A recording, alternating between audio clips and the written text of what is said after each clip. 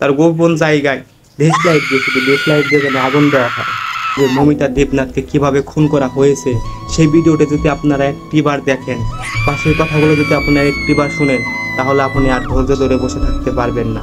তবে আপনাকে ধৈর্য ধরতে হবে, কেন নয়, মমিতা দেবনাথের খুনের বিচার আপনাদেরকেই করতে হবে, এবং কি শাস্তি চান আপনারা সেটা আপনাদেরকে ডিসাইড করতে হবে।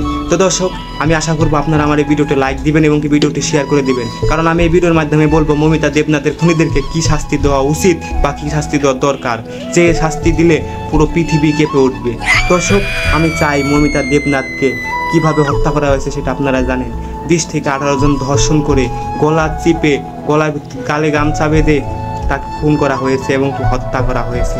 দর্শক, একটা মেয়েকে 20 থেকে 18 জন ধর্ষণ করা একটাবার ভাবতে পারেন আপনি একটাবার ভাবেন তো, একটা মেয়েকে 20 থেকে 18 জন ধর্ষণ করে গলা টিপে হত্যা করেছে।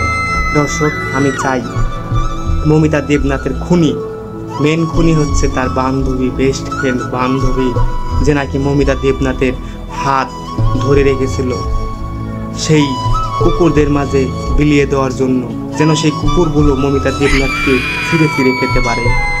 দর্শক, আমি চাই সেই বান্ধবীকে এমন একটা শাস্তি দেওয়া হোক যে শাস্তি দেখে পুরো পৃথিবী কেঁপে উঠবে, পুরো পৃথিবী ভয়ে আতঙ্ক হয়ে যাবে, এবং কি এরকম কাহিনী আর জীবনে হবে না, এবং কি ধর্ষণকারীও থাকবে না। দর্শক, মমিতা দেবনাথের যে বান্ধবী যে কাজটি করেছে সেটা কখনোই পসিবল না কোনো মানুষের ক্ষেত্রে, কিন্তু সেই মেয়েটি পারছে।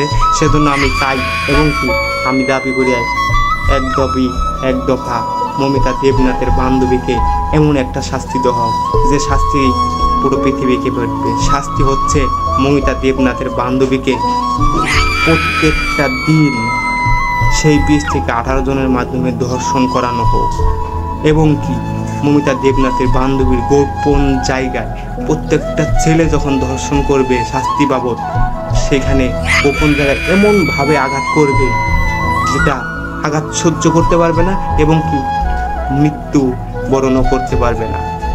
আমি চাই মমিতা দেবনাথের বান্ধবীকে প্রত্যেক দিন 18 থেকে 20 জনকে দিয়ে পুরো 1 মাস ধর্ষণ করানো হোক, এবং তার গোপন জায়গায় আঘাত করা হোক, সামনে পিছে গোপন জায়গায় এমনভাবে আঘাত করা হবে যেটা নাকি সহ্যও করতে পারবে না, এবং কি দেখাতে পারবে না, এবং কি সে মৃত্যুবরণও করতে পারবে না।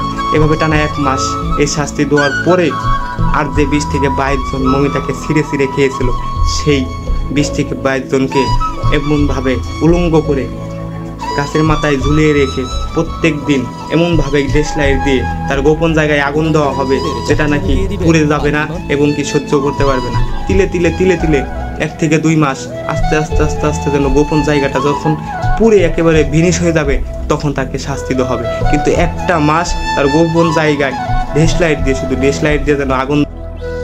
দর্শক, মমিতা দেবনাথের কথা একটাবার ভাবে, একটা মেয়েকে 20 থেকে 18 জন ধরে গলা চিপে হত্যা করে এবং কি ধর্ষণ করে। একটাবার ভাবেন, এতটাগুলা লোক একটা মেয়ের উপরে এরকম ভাবে ঝাঁপিয়ে পড়ে, এরকম ভাবে আঘাত করে, কেমন লেগেছিল কলিজাটা, তার কেমন লেগেছিল, তার কলিজাটা ফেটে বের হয়েছে। সে কিন্তু এমনি মৃত্যুবরণ করেনি, তার কলিজা ফেটে বের হয়েছে। দর্শক, আমি চাই প্লিজ আপনার কাছে রিকোয়েস্ট করছি, ভিডিওটা এমনভাবে ছড়িয়ে দিবেন যাতে এই খুনিদের এই শাস্তিটা অবশ্যই মঞ্জুর হয়। আমার ভিডিওটা শেয়ার করবেন প্লিজ ভাই, শেয়ার করবেন।